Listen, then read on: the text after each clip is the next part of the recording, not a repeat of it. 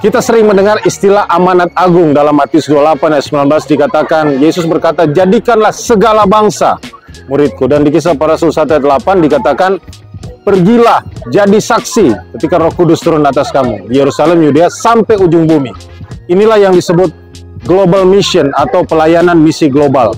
Nah, saat ini belum segala bangsa dan belum semua suku bangsa yang menjadi murid atau mendengarkan Injil.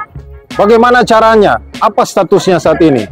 Dengarkan, simak baik-baik diskusi panel dan Anda pasti akan mendapatkan pencerahan dari Tuhan. Selamat diberkati. Dalam panel yang kedua ini kita akan berbicara tentang global mission. Ya, artinya apa? Misi global, yaitu kita keluar. Nah, kalau kita lihat di depan, ini adalah para panelis narasumber yang luar biasa yang Tuhan sudah pakai. Amin. Nah, kita akan dengar bagaimana kesaksian mereka, kita akan dengar bagaimana latar belakang mereka, panggilan mereka, dan apa yang mereka lakukan hari ini, sehingga itu semoga bisa menjadi inspirasi buat kita kaum muda. Amin. Ya, jadi saya minta kita semua dengar dengan antusias, kita konsentrasi, kita dengar dengan baik-baik apa yang mereka bisa saksikan supaya semua bisa menjadi berkat buat kita, bisa menjadi motivasi buat kita. Amin. Oke, haleluya. Ya, kita mulai diskusi panel yang kedua dan saya minta dengan hormat mungkin bisa bercerita dulu tentang latar belakang. Jadi bisa dengan keluarga, bisa dengan pelayanan apa yang Tuhan percayakan buat kita, buat hamba-hamba Tuhan yang luar biasa, buat Anda sekalian. Dan juga mungkin latar belakangnya kenapa Tuhan bisa panggil di pelayanan yang sekarang sedang digeluti. Ya mungkin ini akan bilingual, jadi mungkin. Ya baik, Shalom Bapak Ibu, Saudara-saudara sekalian. Ya, terima kasih untuk kesempatan yang sangat indah ini. Ini adalah satu bagian dari mimpi-mimpi dari sebagian kita yang memang rindu terjadi revival di Manado khususnya untuk anak-anak muda, begitu. Dan izinkan saya untuk berkenalan seperti yang disampaikan tadi oleh moderator kita. Nama saya Silvana Jane Pelealu. Hadir di sini sebagai representatif dari Leader Source Indonesia, satu lembaga misi yang juga bergerak untuk leaders development. Di Indonesia sendiri Leader Source itu hadir sekitar tahun 2018 untuk di Indonesia, tetapi secara global lembaga ini sudah berkarya sekitar 25 tahun yang dimulai pergerakannya di Cina. Nah, hari ini saya ingin berbagi tentang bagaimana satu kegerakan besar yang rindu untuk dibangun bersama-sama ya, sebagai satu gerakan yang harapannya itu bisa juga membawa setiap anak-anak muda menemukan apa yang menjadi panggilan Tuhan dalam hidup mereka. Nah, Leader Source itu punya visi besar untuk bersama-sama dengan gereja lokal atau juga lembaga-lembaga misi atau organisasi-organisasi Kristen lainnya untuk membangun kegerakan, membangun pemimpin yang sehat. Karena salah satu indikator gereja yang sehat adalah gereja yang reaching out, gereja yang menjangkau. Tetapi tanpa pemimpin yang sehat, ini sangat mustahil untuk terjadi. Jadi butuh pemimpin yang sehat yang bisa membawa dan mendorong gereja untuk bisa menjadi gereja yang menjangkau. Dan pemimpin itu sangat krusial bagiannya itu ya. Jadi baik itu gereja maupun di organisasi atau lembaga, kita tahu bahwa pemimpin memegang peranan yang sangat-sangat penting. Pemimpin yang sehat akan membangun juga pemimpin-pemimpin baru yang sehat, membangun juga anak-anak muda yang sehat, yang akan bergerak, yang akan membawa juga transformasi di Indonesia. Dan itu yang jadi kerinduan kami, makanya ketika kita sama-sama hari ini ada di sini adalah bagian dari kegerakan kami untuk bergandengan tangan dengan semua kita yang ada di sini untuk mari kita mulai dari kita sebagai pemimpin gitu untuk membawa dan mendorong adanya kegerakan pemimpin yang sehat terjadi di Indonesia untuk kita bisa memuridkan generasi, untuk bisa membuat generasi-generasi yang sedang kita layani ini bisa memenuhi apa yang menjadi tujuan Tuhan di dalam hidup mereka. Nah, untuk Leader Source Indonesia sendiri memang pusatnya ada di USA. Di Indonesia tahun 2018 berkembang sangat pesat dan saat ini kami ada 3 representatif, ada 1 staf kami yang ada di Bandung dan 1 lagi di Palangkaraya untuk wilayah Kalimantan, yang di Bandung untuk Jawa, Bali dan sekitarnya, dan saya untuk Indonesia Timur. Bukan kebetulan saya juga berdomisili di Sulawesi Utara, tepatnya di Manado. Oleh karena itu kenapa saya mungkin kalau dilihat sendiri di sini, karena memang tim kami cuma bertiga. Begitu saya melihat ini yang lain-lain kok banyak orang ya, timnya lumayan banyak. Tapi saya di sini bersama dengan support system saya, ada suami dan anak-anak. Jadi bersyukur untuk mereka juga hadir mensupport saya di sini. Terima kasih banyak. Jadi ya ini kerinduan kami. Jadi tadi ada beberapa yang sudah sempat mampir juga di booth kami yang bertanya soal bagaimana menjalin kemitraan. Nanti sebentar kalau ada kesempatan untuk exhibition nanti bisa mampir di tempat kami untuk melihat bentuk-bentukan kerjasama yang bisa kita lakukan sama-sama itu modelnya seperti apa. Ada begitu banyak kesempatan dan juga begitu banyak program yang bisa kami tawarkan untuk kita bersama-sama bergandengan tangan menciptakan gerakan membangun pemimpin sehat di Indonesia, terlebih lagi untuk Sulawesi Utara, membangun generasi-generasi muda yang mau mewartakan Injil kemanapun mereka pergi. Terima kasih. Haleluya. Mana para pemimpin di sini, boleh angkat tangan? Para pemimpin generasi muda, katakan amin. Haleluya. Ya, terima kasih Ibu Silvana. Oke, probably next, siapa? Ya, langsung saja, Pas Aaron. Shalom. Damai di hati. Salah gereja. Oke. Selamat siang, semua sudah bangun, sudah ya. Oke. Kenalan dulu, nama saya yang Aaron, tapi boleh panggil Mister. Itu yang anak-anak di jalan panggil Mister. Boleh juga Mister. Ya, Mister. Mister, ya. Aku dari Yayasan Jangka Harapan Indonesia. Wow.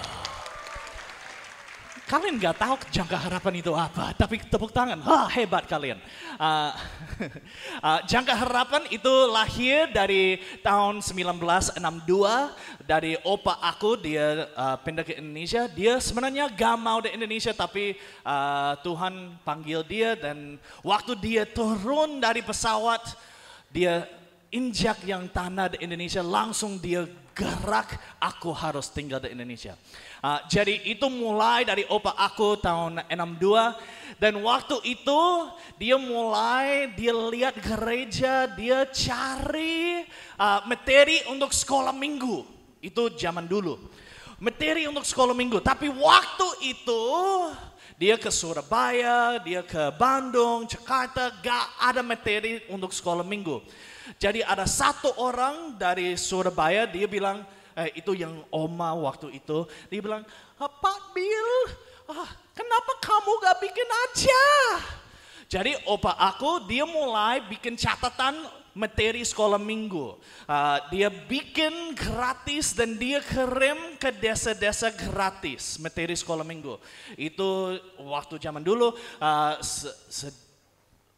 Setelah berapa tahun, mulai dia bikin kaset audio. Ada yang anak muda tahu yang kaset audio itu apa? Mungkin kaset yang audio itu nggak ada video, nggak ada apa-apa. Ini hanya kaset. Opa aku dia orang pertama untuk bikin Alkitab yang audio di kaset di dalam bahasa Indonesia. Itu orang pertama yang bikin opa aku. Dia bikin kasih gratis ke desa-desa. Setelah berapa tahun, dia mulai video. Yang dia bikin video yang sekolah minggu dan lain-lain. Dia rekam semua itu dan dia kasih gratis ke desa-desa. Jadi itu misi dari Jangka Harapan Indonesia. Kita mau menjangkau orang Kristen di dalam desa. Yang mereka mungkin harus untuk yang terima telepon, mereka harus naik gunung, baru naik pohon, baru bisa telepon. Gitu, orang-orang begitu. Jadi yang kita mau menjangkau mereka yang di dalam, gak ada signal, gak ada bantuan. Tapi kita bisa kirim materi yang apa yang kita ada, kita kirim ke mereka. Itu pelayanan kita. Kalau mau tahu lebih dalam, ya silakan ke booth di sana. Itu dari aku, ya silakan yang Bapak, Mr. Thank you. Ya, Tuhan memberkati. terima kasih Pastor Aaron. Ya, mungkin berikutnya langsung saja. Ya, Pak Pendeta Mike. Siapa? Saya. Oke, ya. Mungkin saya mulai dengan pertanyaan tadi mengenai bagaimana saya terpanggil ya. Saya terpanggil dengan motivasi yang tidak benar sebenarnya. Saya sering melihat pendeta-pendeta datang di kampung kalau melakukan KKR, mereka selalu ada di posisi yang sangat-sangat strategis dengan ikan bakar yang enak dan makanan yang lezat-lezat dan sangat dihargai oleh orang tua saya dan jemaat. Sehingga saya punya motivasi, wah saya ingin seperti itu. Dan sekarang saya sadari bahwa motivasi itu betul-betul keliru ya. Tapi saya sangat bersyukur dengan anugerah Tuhan yang memproses yang awalnya dengan kerinduan yang memiliki motivasi yang keliru, tapi lama-lama Tuhan mulai menolong. Saya sangat bersyukur dengan anugerah Tuhan itu. Bayangkan kalau dia langsung tidak suka dengan saya karena saya datang dengan motivasi yang egois atau untuk kepentingan diri sendiri. Nah, jadi awalnya saya mulai berpikir bahwa bagus kalau saya jadi pendeta, banyak keuntungan yang saya pikirkan. Tapi lama-lama saya mulai sadar, oh masih ada hal yang lain yang bisa membuat saya lebih beruntung. Saya mulai pikir, oh menjadi polisi, menjadi sarjana teknik, komputer. Tapi Tuhan menolong, satu waktu saya mengalami satu insiden di mana saya sadar kalau bukan anugerah Tuhan saya sudah tidak ada. Dari situ saya sadar bahwa akhir hidup saya ini memang hanya untuk Tuhan. Dan saya sangat beruntung karena lama-lama setelah belajar firman Tuhan saya menyadari bahwa memang tidak salah pilih ketika saya mau menyerahkan hidup saya sepenuhnya kepada Tuhan. Saya bersama dengan keluarga waktu itu baru satu anak, kami menjadi misionaris di Lampung. Tetapi kami gagal di sana, kami kembali dan akhirnya satu waktu saya dipercayakan untuk memegang gembala di satu gereja dan saya waktu itu saya melihat satu film namanya Taliabu Story. Bagaimana misionaris itu masuk di suku pedalaman. Saya mulai berpikir kenapa ke pedalaman? Dan saya sadar di kota-kota wah begitu banyak pendeta-pendeta.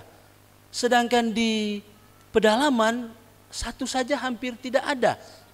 Dan untuk misionaris itu masuk ke situ, dia harus belajar bahasa dan budaya mereka. Dan budaya di situ banyak tantangan, makanan sudah busuk, karena mereka tidak ada kulkas. Mereka akhirnya sayang kalau satu babi yang besar ini lalu makan satu hari saja tidak bisa. Jadi mereka mulai membiasakan makan walaupun sudah busuk. Dan akhirnya lama-lama dari kecil itu dibiasakan, itu oke, baunya oke. Misionaris yang dari tempat yang baik ketika menghadapi ini, demi Kristus mereka masuk. Lalu saya melihat sistem mereka. Mereka tidak langsung Yohanes, mereka tidak langsung penginjilan, tapi mereka mulai siapa Allah. Dari Kejadian, siapa Allah. Sehingga langsung berhadapan dengan paham-paham okultisme, paham-paham nenek moyang yang mereka sudah berurat berakar memiliki hal itu. Akhirnya saya melihat bagaimana mereka mengikuti cara Tuhan menulis firman Tuhan dari Kejadian sampai Wahyu dan mereka membentuk gereja mulai dari situ. Dan dari situ saya mulai, wah di mana ini? Yayasan mana ini? Ternyata itu yayasan misi masyarakat di pedalaman. Dan akhirnya saya masuk di sana, saya sekolah di sana 2 tahun, 1 tahun saya ikut pendidikan. Dan dari situ saya mulai mengenal bahwa rupanya pelayanan ini adalah secara khusus pergi ke tempat-tempat di mana Injil belum pernah didengar, yaitu sangat terisolir. Saya bersyukur juga karena Tuhan memperlengkapi dengan organisasi seperti MAF, seperti yang sekarang ini yaitu Yayasan Aviasi Nusantara. perjalanan misionaris 2 minggu dengan kaki dapat diselesaikan dengan 2-3 jam dengan pesawat. Wah, itu sangat-sangat luar biasa, Tuhan sangat menolong. Dan dari situ saya mulai mengenal yayasan ini dan saya sangat bersyukur juga melihat sistem mereka dan akhirnya saya masuk dalam pelayanan ini. Tapi Tuhan menghendaki lain. Setelah saya praktek 1 tahun di salah satu suku di Kalimantan, sekolah ini memanggil saya untuk ikut dan akhirnya saya melayani selama 14 tahun saya melayani di Pusat Pendidikan Misi Masyarakat di Pedalaman. Nah, ketika saya melayani di situ saya sadar betapa pentingnya saya pengajar punya pengalaman langsung dalam pelayanan cross culture. Dan akhirnya Tuhan tolong, saya 9 tahun di Malaysia. Dan di situ saya mengalami tentang bagaimana pelayanan secara cross culture. Jadi itulah sedikit dan akhirnya pada tahun yang lalu kami kembali bergabung dengan Pusat Pendidikan Misi dan sampai sekarang sedang melayani dengan Yayasan Misi Masyarakat di Pedalaman. Dan kalau mau tahu lebih banyak, booth-nya ada di sana. Iya. Okay. Haleluya, terima kasih Pak Mike. Ya, silakan Pastor Joel. Oke, terima kasih. Saya akan coba dalam bahasa Indonesia. Oke. Saya hanya 1,5 tahun tinggal di sini, jadi wah mungkin kalau dengar kepada saya mungkin bingung. Pendeta Hizkia bisa bantu saya, amin. Ini tentang panggilan? Ya, oke. So pada umur 10 tahun, keluarga saya pergi ke Jakarta untuk pelayanan. Tapi di waktu itu sulit, tidak ada banyak support. Dukungan. Jadi hanya 1 tahun mereka tinggal di sana. Tapi saya tahu pasti ada biji yang benih ya itu benih yang masuk ke dalam hati saya tentang bangsa yang lain. Pada umur 18 tahun, saya kembali lagi ke kota Jakarta dengan Impact Team. Dan kita tinggal untuk 2 minggu, tetapi di waktu itu, itu luar biasa. Saya belajar tentang ada budaya lain daripada saya, ya. Ada makanan lain daripada yang saya apa yang normal, apa yang biasa untuk saya.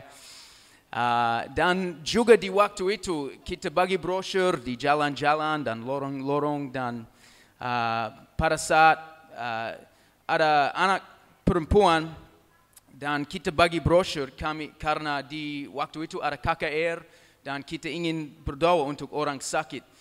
Dan kita bagi brosur ke anak perempuan ini dan mamanya bilang, oh dia sakit sekarang. Dan di waktu itu saya dengan murid di dalam gereja itu di Jakarta. Dan dia bilang ke saya, doa untuk dia. Dan saya umur 18 tahun, saya tidak pendeta, saya hanya murid di dalam gereja. Dan saya berdoa itu tidak luar biasa. Saya doa. Dan Tuhan lakukan mujizat di waktu itu, pada saat itu anak perempuan itu sembuh dalam nama Yesus. Dan saya pikir 18 tahun, Tuhan pakai saya. Dan saya tahu pasti Tuhan bisa pakai semua di sini, amin. Kalau kita step out, what step out? Keluar, melangkah keluar. Ya, dengan iman. Maju. Pasti Tuhan akan pakai kita kalau kita lanjut dengan iman. Dan dari tahun itu, saya umur 18 tahun, mungkin 10 tahun lalu, kemudian saya mulai khotbah di Australia, 8 tahun di Australia. Tetapi sudah 8 tahun di satu gereja dan kita ingin pergi di luar bangsa, ya. Kita ingin pergi ke negara lain dan saya bilang ke pendeta saya, kami sudah 8 tahun di sini dan kita rasa, kita ingin lakukan sesuatu untuk Tuhan Yesus. ada kesempatan dan dia bilang, oh ya kita tahu tentang kota nama Manado dan saya belum pernah dengar tentang Manado, saya tidak tahu ada kota Manado, tetapi mereka kirim kita ke sini di konferensi tentang misi dan wah saya sudah pernah lihat Tuhan lakukan banyak karena saya step out, apalagi melangkah. Terima kasih. Saya belajar sekarang juga melangkah dan itu panggilan saya.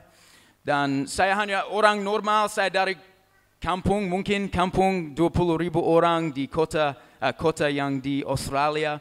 Tetapi Tuhan bisa pakai semua kalau tersedia, ya. Kalau kehidupan tersedia. Bersedia. Thank you. Amin. Terima kasih, Pastor. Ya, sekarang Mr. Paul. Ya, shalom. Selamat sore semuanya. Terima kasih kesempatan. Perkenalkan, nama saya Paul Emsch, berasal dari Amerika. Dan biasanya kalau orang tahu saya dari AS, selalu ditanya, oh dari mana? New York? Bukan. Oh, LA, California? Tidak. Karena saya berasal dari tempat yang sangat pedesaan. Sebenarnya tetangga yang paling dekat 2 kilo jauhnya, dan kalau kota kecil bukan kota, tapi seperti desa di mana saya sekolah SD sampai SMP, hampir 20 kilo harus naik bis. Jadi saya dibesarkan di peternakan yang sangat luas dan indah, dan di gereja, sementara di youth group di gereja, saya sudah mulai rasa panggilan Tuhan untuk bermisi, tapi belum tahu saat itu ya dalam rupa apa, mau kemana, bagaimana mau melayani. Tapi mulai di situ dan mungkin tahun berapa ya, saya mungkin SMP kelas 1 mungkin, saya sempat pergi bermisi, mission trip ke Meksiko, dan Tuhan sangat memakai peristiwa itu untuk menanamkan sesuatu di dalam hati saya. Terus saya kuliah dan ketemu dengan istriku yang ada di sini, dengan anak-anakku. Terima kasih. Dia yang tercantik yang di rumah, karena kami punya anak cowok 4. Jadi dia cantik sendiri. Tapi kami menikah dan dia juga punya visi mau bermisi. Terus kami tanya-tanya sama para mentor kami di gereja dan teman-teman, ya bagaimana kira-kira. Dan mereka mengusulkan, oh sebaiknya harus ke Mission Conference Urbana. Jadi itu merupakan konferensi misi yang dilaksanakan tiap 2 tahun sekali. Sebagai pameran misi yang sangat besar, ada mungkin ratusan organisasi, dan Tuhan sangat memakai peristiwa itu untuk memanggil kami melayani dengan Wycliffe Bible Translators. Dan yang sangat tertarik bagi saya melihat, saya belum banyak pengalaman di luar negeri. Saya belajar antropologi di kuliah, dan kami diberitahu cuma dari orang Wycliffe sebenarnya, oh itu bisa dipakai Tuhan. Tidak apa-apa kalau you bukan orang linguis atau pintar-pintar dengan menerjemahkan. Dan memang sampai sekarang saya belum pernah, walaupun gabung dalam Wycliffe, saya sampai sekarang belum menerima pekerjaan dalam menerjemahkan firman Tuhan. Tapi saya diberikan kesempatan membantu mengarahkan menyediakan program di puluhan suku bangsa di Indonesia, dan saya sangat bersyukur karena memang Tuhan bisa memakai segala talenta yang kami punya. Cuma seperti Pastor Joel bilang, kuncinya harus bersiap untuk dipakai Tuhan, dan kalau dia panggil, pasti dia akan menyediakan. Terima kasih. Ya, terima kasih Mr. Paul, dan kesempatan terakhir mungkin untuk Pastor Hizkia. Oke, shalom. Oke, jadi latar belakang saya piano. Ya, ini piano kan latar belakang. Aduh, senyum dulu, jangan terlalu tegang teman-teman. Ini belum malam ini, oke? Jadi saya Pendeta Hizkia Tikwalu, saat ini dipercayakan Tuhan jadi ketua pemuda untuk GKMI, Sinode GKMI. Mana yang GKMI bilang huu? Bilang haleluya. Haleluya, masih hidup semua. Puji Tuhan. Jadi saya mau cerita ya, konteksnya global mission. Pengalaman saya ini bertumbuh di keluarga hamba Tuhan. Ya mungkin banyak rata-rata teman-teman GKMI di sini bertumbuh. Kita gereja yang cukup radikal dengan pengajaran, dengan hal-hal yang Tuhan buat lewat sejarah gereja kita. Ini papa saya di depan, tepuk tangan dulu buat papa saya. Iya. Jadi beliau itu dulu kepala sekolah Alkitab. Nah, kita pemama DP murid. Nah, jadilah saya gitu. Betul toh Pak? Kamu udah pemarah di rumah ini kalau nyak betul. Nah, bertumbuh di gereja, saya punya mindset itu ya inilah pelayanan. Tapi waktu usia saya 19 tahun, Tuhan izinkan ada satu lembaga misi yang punya kapal datang di Bitung. Itu namanya kapal MV Hana, ada beberapa teman alumni di sini. Kami diberikan dimuridkan dalam 5 hari itu tentang misi hati Tuhan untuk bangsa-bangsa dan lain-lain. Nah, terakhirnya itu kita di-challenge. Kamu sudah paham tidak panggilan ini, dan kamu paham tidak Tuhan Yesus panggil kamu untuk menjadi berkat bagi bangsa-bangsa. Waktu itu saya pulang ke rumah, saya pikir ini dengan serius, sungguh-sungguh. Saya tanya orang tua saya, ya mohon maaf kita tidak punya banyak sumber daya, dan waktu itu ya paling banter kalau Tuhan mau pakai ya pergi ke Jawa sekolah Alkitab. Tapi waktu itu entah kenapa di hati saya percaya ini Tuhan. Lalu saya doa, saya sempat ambil puasa, lalu dengan caranya Tuhan, akhirnya bulan Februari itu saya jadi salah satu misionaris dari 20 misionaris pertama tahun 2003 yang ikut kapal tersebut. Dan negara pertama yang kami pergi waktu itu dengan kapal laut itu Republik Palau, itu di Asia Pasifik. Padahal saya ke Bunaken saja belum pernah teman-teman. Artinya memang kalau rencana Tuhan ya kita ikuti, yang mustahil jadi mungkin, betul? Itu yang terjadi berulang-ulang. Nah, singkat cerita sejak saat itu saya selesai komitmen di kapal Hana 3 tahun, balik ke Manado, sempat sekolah teologi ya. 2008 sampai 2012 diutus lagi ke Singapura. Dengan cara Tuhan ketemu dengan hamba Tuhan yang membutuhkan tenaga misi di sana untuk melayani gereja Indonesia. Akhirnya 4 tahun lagi di sana sambil kuliah. Dan saya juga dapat berkat luar biasa, akhirnya saya menikah di sana. Walaupun istri saya diekspor dari Indonesia ke Singapura, orang kawin kembali ulang. Itu istri saya di sana. Tepuk tangan dulu buat istri saya. Nah, kalau di rumah dia nyanda paling cantik. Nah, ada DP anak soalnya saingan tuh, cewek. Anak kita 2, 1 cewek 1 cowok. Nah, begitu saya kembali lagi ke Manado, kita ada keresahan begitu kan. Tuhan, kenapa Tuhan bawa saya keluar lalu kembali lagi ke sini? Nah, pada waktu itu Tuhan tunjukkan saya, dia bilang, coba kamu lihat, bisa tidak kamu melayani bangsa-bangsa di kotamu sendiri? Lalu akhirnya saya ajak teman-teman yang alumni kapal Hana, karena mereka sekarang kembali ke gerejanya masing-masing yang dalam tanda kutip kurang untuk ada program untuk itulah, untuk ke bangsa-bangsa, untuk misi dan lain-lain. Akhirnya kami ambil kesimpulan, ada tidak kelompok masyarakat yang kurang diperhatikan sama gereja di sini? Dan akhirnya melalui pengalaman kami juga, kami bisa berbahasa Inggris, karena hampir tiap hari kami ibadah bahasa Inggris di kapal itu.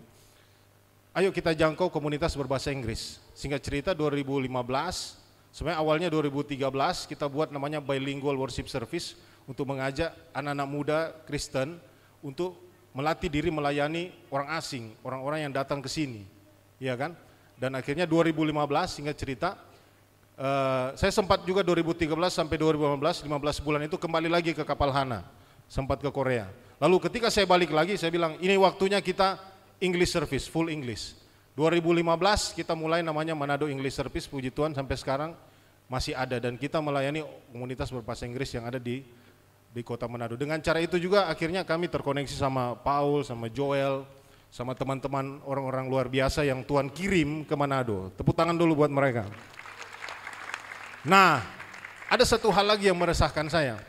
Waktu itu saya renung-renungkan, Tuhan, sebenarnya waktu 2013 kami kembali ke kapal Hana, itu di pikiran saya sama istri, kita mau sudah jadi misionaris saja di luar negeri, karena memang sepertinya itu panggilan kita.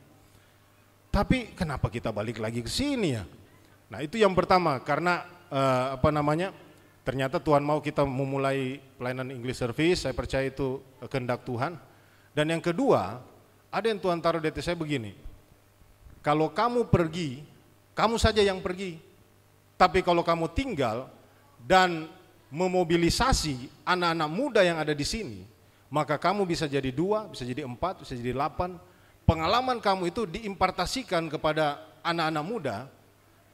Saya percaya umur-umur 18 sampai 25 tahun, ini juga menurut riset, itu masa di mana manusia itu ambil keputusan untuk jangka panjang dalam hidupnya. Siapa di sini umur 18 sampai 25? Coba lambaikan tangan. Nah, itu kan. Ada yang di bawah 18 tahun, lambaikan tangan. Nah, saya tidak peduli umur, ada yang di atas 25 tahun. Oke. Ini hanya menurut riset ya. Karena saya juga alami, waktu umur 19 saya responi panggilan Tuhan dan akhirnya itu yang menjadi keputusan saya untuk dijalankan seumur hidup. Jadi, ini yang saya dapat dari Tuhan, kalau kamu pergi sendiri, kamu saja yang jadi misionari, tapi kalau kamu tinggal dan memobilisasi yang lain, maka akan terjadi kegerakan. Anak-anak Tuhan di kota Manado akan dipakai Tuhan di bangsa-bangsa.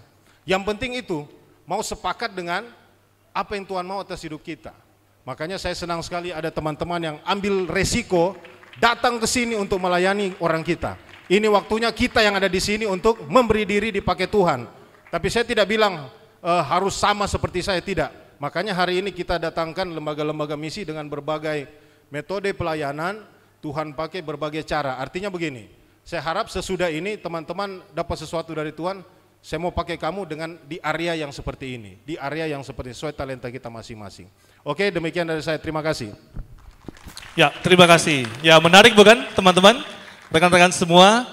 Nah, tadi ada satu kata yang menarik, step out, melangkah ya. Nah, dan saya percaya bahwa hamba-hamba Tuhan yang sedang duduk di depan rekan-rekan semua ini, mereka semua melangkah keluar dari zona nyaman mereka. Dan bahkan tadi seperti Pendeta Mike bilang, ada cross cultural ministry. Nah, ada tantangan budaya yang memang harus kita alami ketika kita melayani bangsa-bangsa. Nah, tapi kita mau dengar lebih lanjut lagi dari narasumber kita, daripada panelis kita pada hari ini, bahwa seperti firman Tuhan yang berkata dalam Matius 29 ayat yang ke-18, 28 ayat 19, maaf, jadikanlah semua bangsa muridku. Ada kata semua bangsa di situ.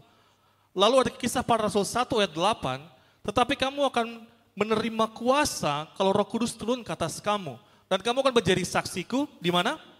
Di Yerusalem, di seluruh Yudea dan Samaria dan sampai ke ujung bumi. Nah, makanya pada saat ini di diskusi panel yang kedua, tema kita adalah Global Mission. Jadikan semua bangsa muridku, dan juga kita memberitakan firman Tuhan sampai ke ujung bumi. Nah, inilah dengan pengalaman mereka, dengan latar belakang mereka, mereka ingin mengimpartasikan sesuatu buat kita semua. Seperti kata Pastor Rizkia, memobilisasi rekan-rekan semua, supaya kita semua terbakar. Amin. Nah, sekarang kita akan dengar lebih lanjut dari mereka.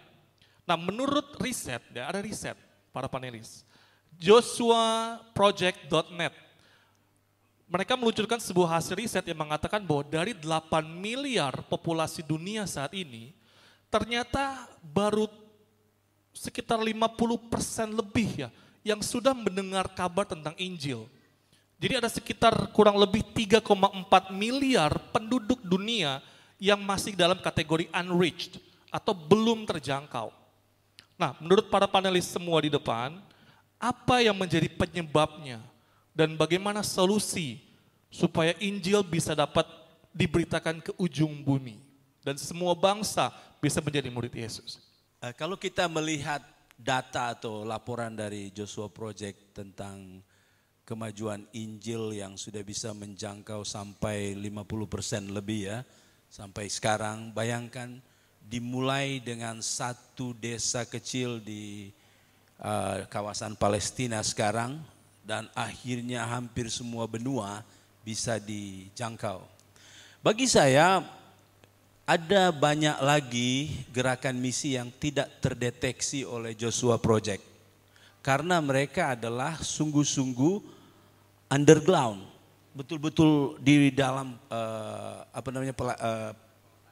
di bawah tanah, tidak bisa kita lihat. Kalau sampai ketahuan susah, karena memang begitu kuat politik di satu negara yang memang sangat mengawasi. Saya sendiri 9 tahun di Malaysia, kita tahu Malaysia negara Islam, wah tidak mudah, tetapi saya mencium bahwa ada pelayanan yang sangat luar biasa menjangkau suku M mereka. Dan itu memang identik harus agama mayoriti, tidak boleh tidak. Menikah dengan siapa saja otomatis langsung jadi mereka. Tetapi saya sudah mendengar, tapi saya tidak mau juga masuk ke situ karena saya punya wilayah lain. Saya secara khusus melatih pemimpin-pemimpin setempat dalam pendewasaan, peningkatan teologis. Jadi seperti itu, namun saya tahu bahwa memang ada pelayanan-pelayanan luar biasa. Jadi kita jangan kecewa dengan menganggap bahwa kemajuan Injil secara global ini nampaknya seperti belum 70-80%, tetapi satu keyakinan saya adalah sesuai dengan firman Tuhan Wahyu 7 ayat 9, di sorga tidak ada satu suku yang tidak akan terwakili. Pasti ada satu suku yang akan terwakili. Karena itu penjangkauan tiap-tiap suku adalah kerja yang pasti berhasil. Karena itu saya sangat bersyukur saya ada dalam barisan ini. Dan saya harap kita semua juga ada dalam barisan itu. Minimal dalam doa. Iya kan? Minimal dalam doa, minimal dalam pertolongan banyak hal. Menguatkan gereja secara luar biasa sehingga dari gereja ada beberapa orang yang diutus. Wah, itu hal-hal yang sangat-sangat luar biasa. Namun bagi saya tidak berkecil hati dengan mendengar laporan dari Joshua Project, karena ketahuilah bahwa ada banyak pelayanan-pelayanan underground yang luar biasa. Sehingga kita tahu bahwa pekerjaan ini adalah pekerjaan Yesus. Dia yang mempunyai kuasa sehingga tidak mungkin terhentikan. Karena itu gereja yang mungkin kurang semangat, bersemangatlah. Sebab kamu harus ikut serta dengan pekerjaan yang berhasil ini. Jadi kita harus ikut serta dalam satu proyek yang sudah tahu akhirnya apa, yaitu akhirnya adalah kemenangan. Mungkin itu saya bisa sampaikan. Haleluya. Mungkin ada yang mau menambahkan? Pastor Joel? Oke.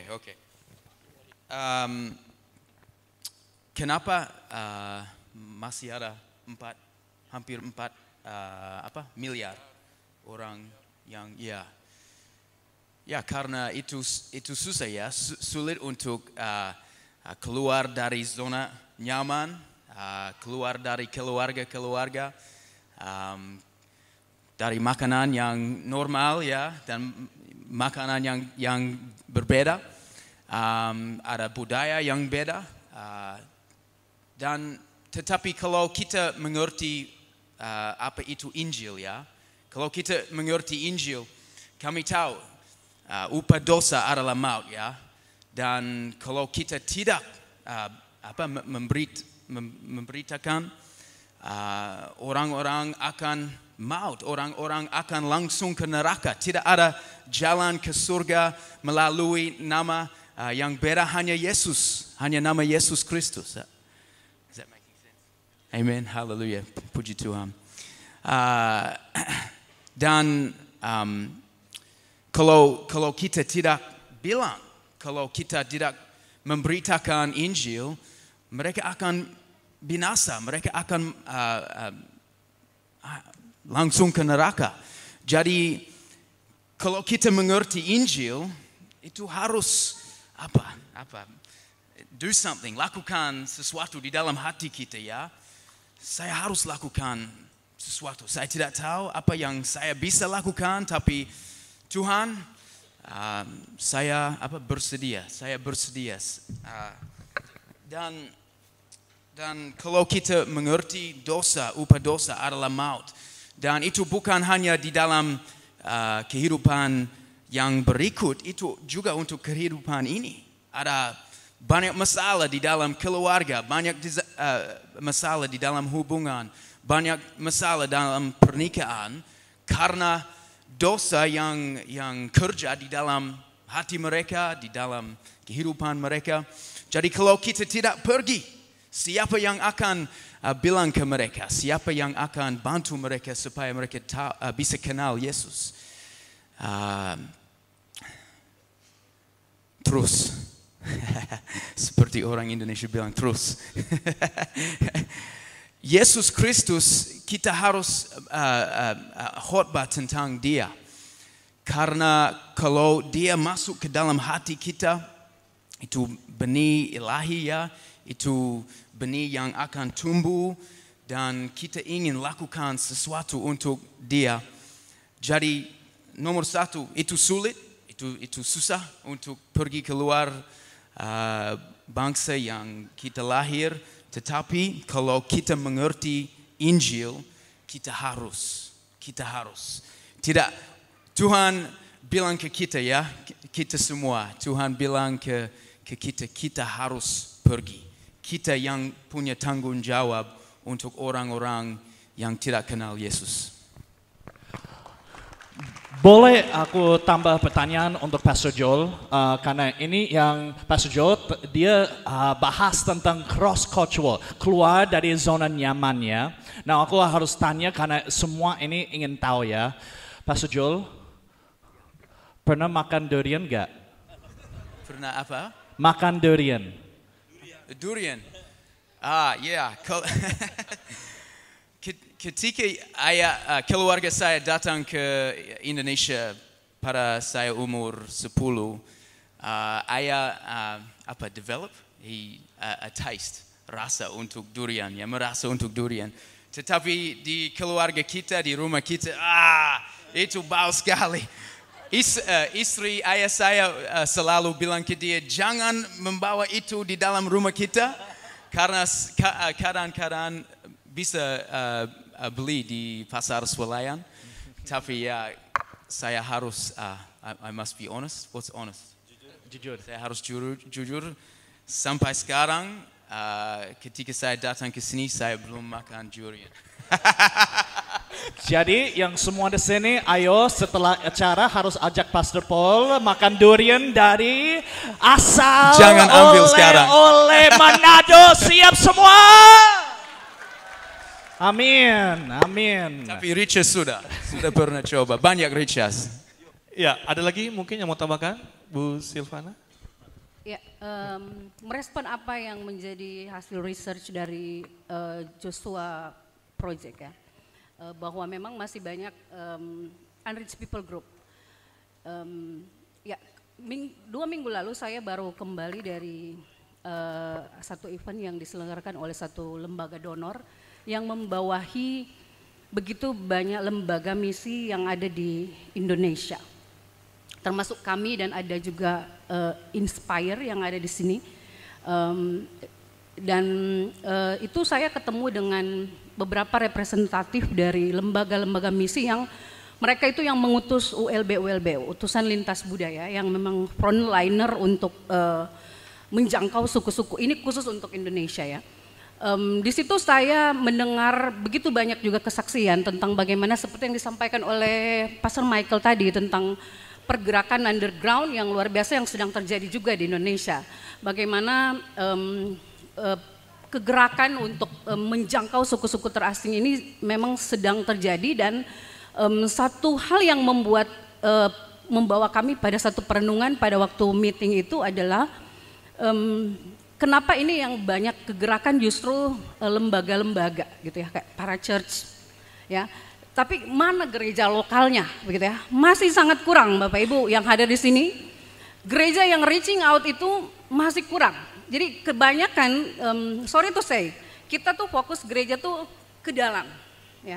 Tapi untuk menjangkau, sorry to say, apalagi mungkin di Manado ya, coba cari berapa banyak gereja yang memang fokus untuk itu juga, bahwa memang kita terbeban untuk bahkan menjangkau suku-suku yang belum terjangkau di Indonesia. Ada banyak, saya tergabung di beberapa komunitas ya untuk mendoakan suku-suku yang belum terjangkau di Indonesia, dan itu banyak, setiap hari dapat update begitu ya dari ini yang menjadi fasilitator doanya, selalu update setiap hari, ini setiap hari ada begitu ya. Jadi dari sini kami merenungkan juga bahwa salah satu hal yang mungkin ini masih sesuatu yang menjadi challenge kita untuk belum bisa cukup menjangkau, termasuk khususnya di Indonesia.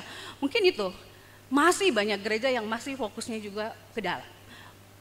Masih banyak gereja yang masih belum mau keluar dari comfort zone seperti saya disampaikan tadi, bahwa untuk menjadi gereja yang reaching out itu memang harus bergantung kepada bagaimana pemimpin juga memang punya hati yang sama, panggilan yang sama untuk menjangkau.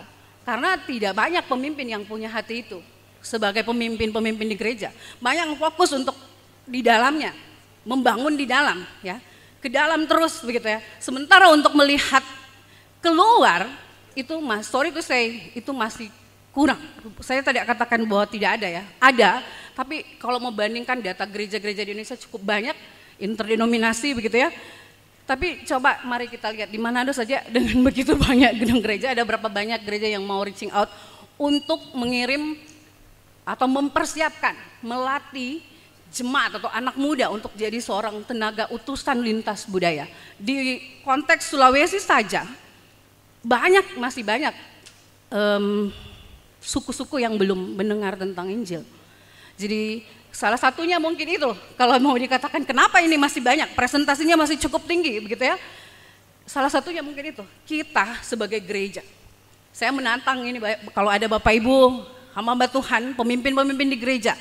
Mari membangun jemaat, membangun anak muda di gereja masing-masing, mempersiapkan mereka, punya culture, budaya untuk membangun orang, untuk bisa reaching out, menjangkau suku-suku yang belum terabaikan, bahkan di konteks Sulawesi masih sangat banyak. Jadi itu mungkin kalau merespon dari hasil research dari Joshua Project, mungkin gereja belum keluar dari zona nyaman. Thank you. Ya, terima kasih Ibu Sil. Ya, mungkin saya berikan waktu untuk satu orang penanya. Dari rekan-rekan semua bisa naik ke panggung dan bertanya. Oke, baik, terima kasih atas kesempatan yang diberikan kepada saya untuk bertanya.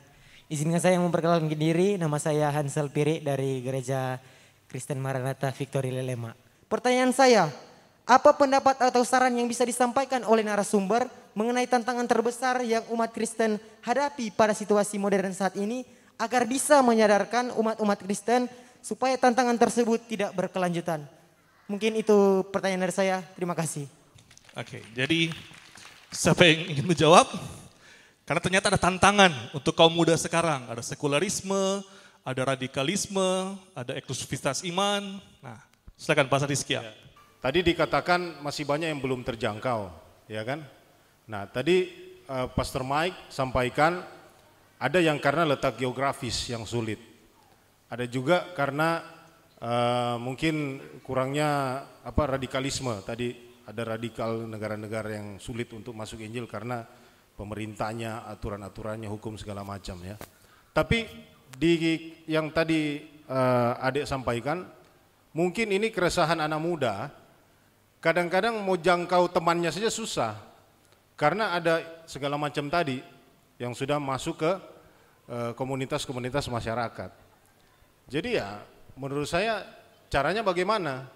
Ya kembali lagi, mau misionari pun misalnya untuk menjangkau daerah-daerah yang sulit untuk dijangkau, dari mana mereka berasal kalau bukan dari gereja yang kuat? Saya dalam konteks juga seorang gembala berkecimpung di dunia gereja bersama teman-teman di lembaga misi yang para church. Seperti tadi keresahan dari Ibu Silvana, itu kenapa ya? Kayaknya lembaga misi jalan sendiri-sendiri, makanya agak lemah pergerakan. Harusnya gereja dengan lembaga misi ini bergandengan tangan. Saya kasih contoh ya, waktu kita bicara sama teman-teman ini, kita ajak mereka, ayo kita kumpul sama-sama untuk bikin youth mission gathering. Rata-rata responnya begini, belum pernah ada yang seperti ini di Kota Manado, di Sulawesi Utara. Bapak Ibu yang sudah umur 50-an, pernah tidak ada kegiatan seperti ini? Di mana lembaga misi dan gereja collab. Rata-rata di sini gereja bikin sendiri perkumpulannya, sementara lembaga misi cari selamatan masing-masing. Ya kan? Padahal mereka membutuhkan SDM dari kita, dari gereja. Sama dengan masalah sosial tadi, kalau gereja kuat, SDM dari dalam gereja itu yang bisa masuk menembus bikin terobosan. Iya kan?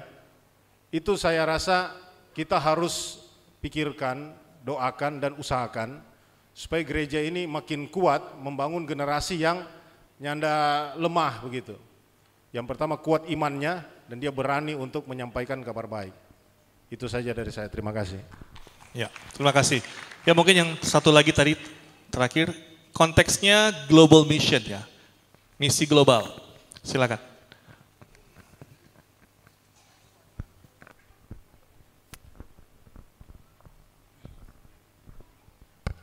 Ya, shalom. Terima kasih. Perkenalkan, nama saya Joel Zefri Wonda dan saya dari Youth with a Mission. Ya, saya ingin bertanya di sini, dalam bidang apa saja setiap lembaga dapat melakukan penjangkauan? Terima kasih. Ya, mungkin ada perwakilan yang ingin menjawab. Dalam bidang apa saja kita bisa melakukan penjangkauan? Ya mungkin Paul mau coba jawab. Karena memang seorang antropolog, jadi mungkin yang di luar gereja bisa tolong menjawab. Kalau ya itu pertanyaan bagus dan saya rasa dari pengalaman saya juga sendiri, saya harus belajar dan semakin sadar kalau setiap orang percaya sebenarnya harus ikut dalam misi. Semuanya harus bukan berarti harus menjadi pendeta, harus menjadi penginjil, harus pergi jauh-jauh, tapi pokoknya semuanya dipanggil untuk ikut serta dengan apa yang Tuhan mau kerjakan terkait dengan menyatakan Injil, bisa dalam doa, bisa pergi, bisa dalam bidang apa saja. Saya dari S2 antropologi dan kalau saya rasa bagaimana saya sudah lama belajar ini yang subjek yang sangat menarik bagi saya dan saya juga punya kerinduan mau bermisi.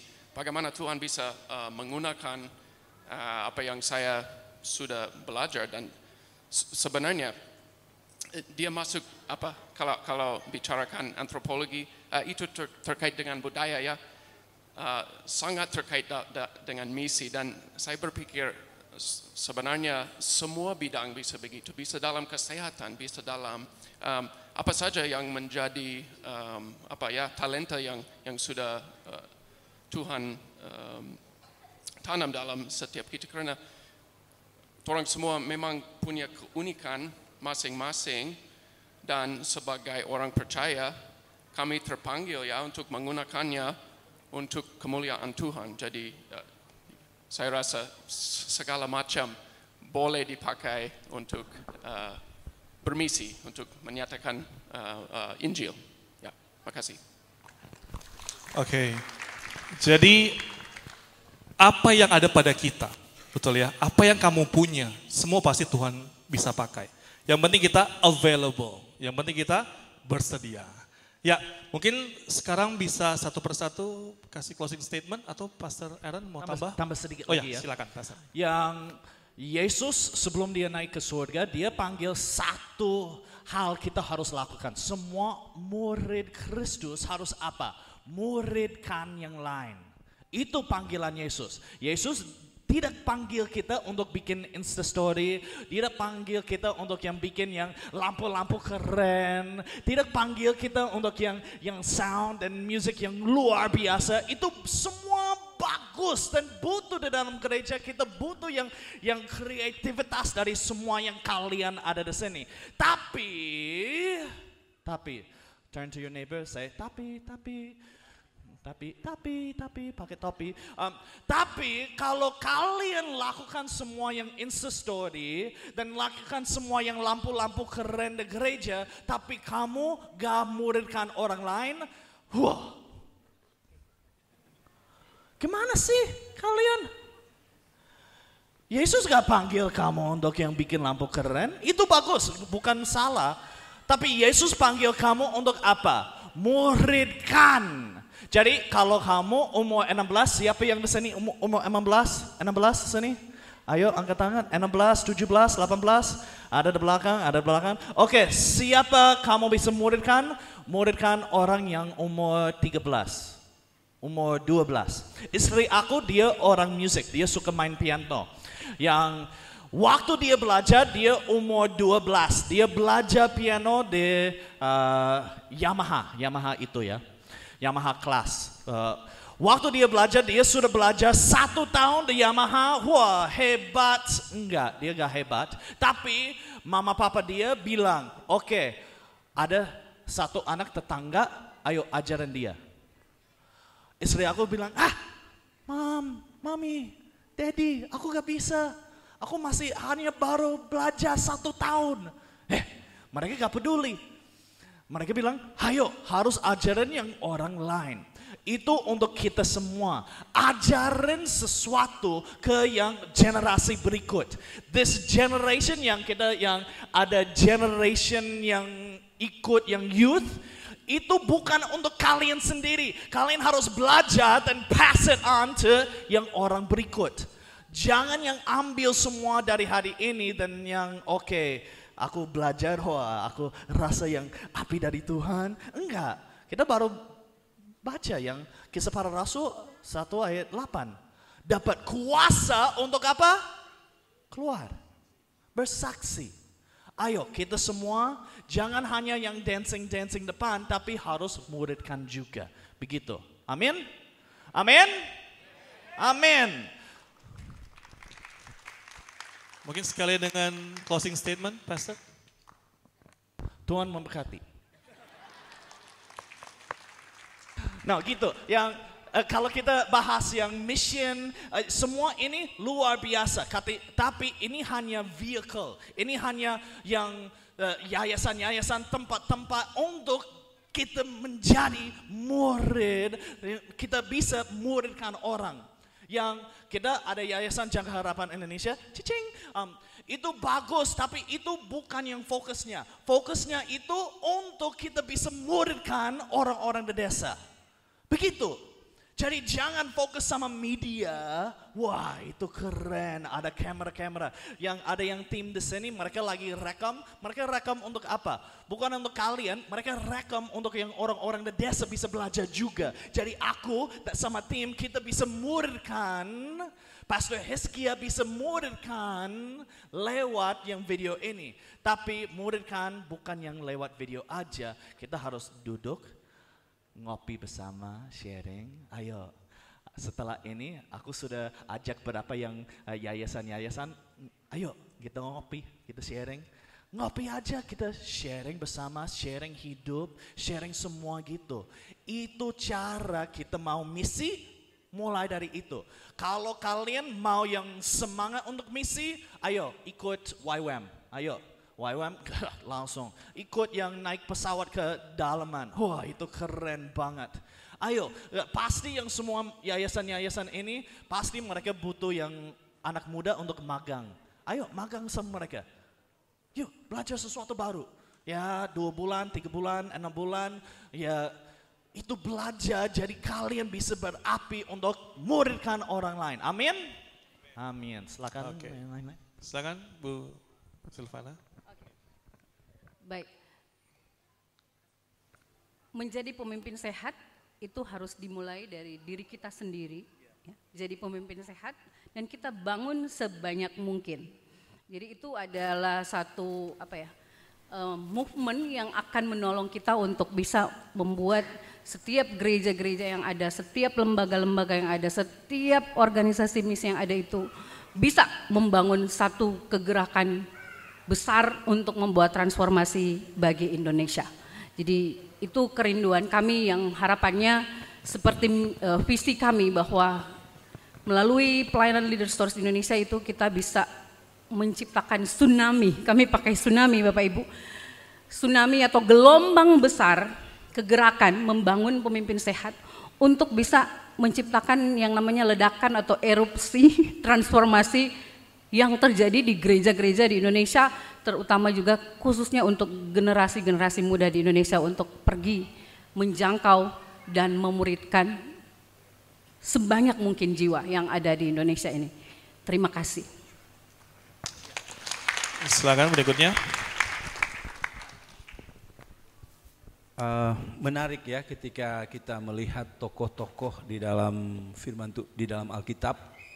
Misalnya kita ingat tentang Daud, dia diurapi umur berapa? Belasan tahun.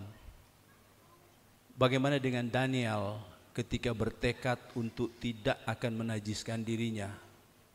Belum sampai 20 tahun. Wah, ini tokoh-tokoh yang kita lihat orang-orang muda yang Alkitab sampaikan. Bagaimana dengan Maria? 19 tahun mungkin. Dan juga yang menarik ketika kita mundur lagi melihat di dunia modern seperti Spurgeon, itu belum 20 tahun.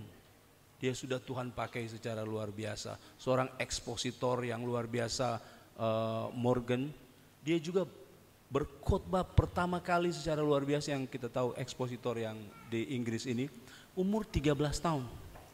Jadi saudara-saudara, Anda jangan meremehkan kalau Anda masih muda sekarang. Itu sesuatu yang harus saudara hargai, saudara harus persembahkan secara luar biasa kepada Tuhan.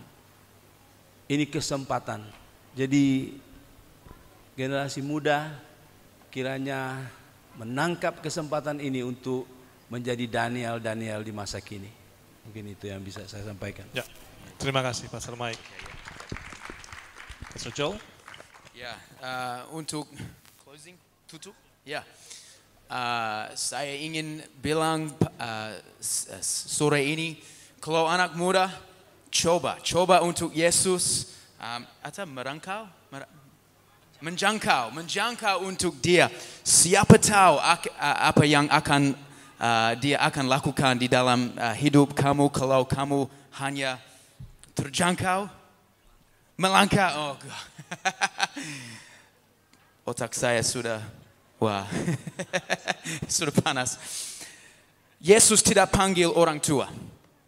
Yesus panggil orang muda. Semua murid-murid Yesus ada orang muda. Dia pilih mereka karena mereka punya kekuatan, mereka punya percayaan, dan juga Yesus masih panggil orang muda hari ini. Amin.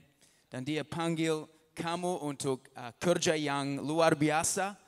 Dan di sini kita tahu ada yayasan dan perusahaan, tapi masih ada banyak lagi yayasan dan perusahaan yang Tuhan ingin bangun melalui kamu. Amin. Dia ingin pakai kamu. Dia ingin kamu coba jauh untuk Yesus Kristus. Coba saksi. Mungkin ketika keluar dari sini, di dalam hati berapi. Bilang ke seorang lain, bagaimana hubungan kamu dengan Tuhan? Tanya kepada mereka. Dan mungkin kalau kamu bilang begitu, mungkin hati mereka akan buka. Dan siapa tahu kalau kamu coba. Amin. Amin. Ya. Paul? Ya, terima kasih. Ya, kalau Tuhan kita, dia selalu bermisi ya, selalu. Dan dia maha kuasa juga, dan seandainya dia mau kasih selesai amanat agung langsung dengan kuasanya, pasti dia bisa. Tapi dia mengundang setiap kita, umatnya, untuk pergi. Dia bilang pergi. Jadi ya jangan ragu-ragu. Dan ya berdoa, mintalah pada Tuhan. Tuhan mau utus saya kemana, dalam rangka apa ya. Dan ya pasti dia akan menjawab karena dia mau utus umatnya.